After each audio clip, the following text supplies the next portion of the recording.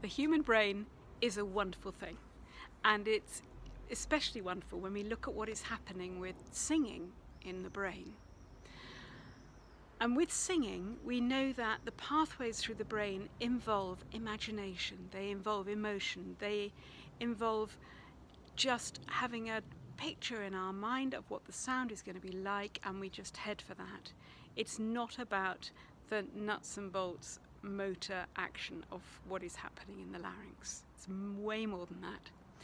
So using those emotional triggers can be really, really helpful for just accessing a whole bundle of potential motor function within the voice just by giving an emotional trigger.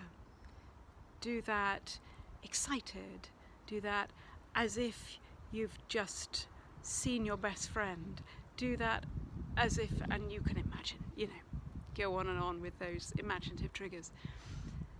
Now, if somebody for some reason has got their singing in a tangle with their emotions, and sometimes I have singers coming to me who can't sing without crying, for example, because there's some connection somewhere in their life where it is just too emotional.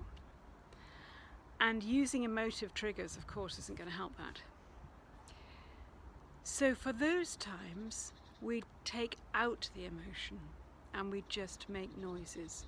And the noises are just random sounds. Sort of just ooh or eh or any kind of random sound. Maybe the trigger could be imitating an engine or a bird or something that has its own imagination, but it is not emotional. So having made those sounds, we find things that people can do, and then we develop them and we repeat them over and over again without emotion, just noises. Now, without emotion doesn't mean without play. We can play and laugh and make silly noises, and that's great, that's really helpful. But it's the feeling part that can be just too much for some people.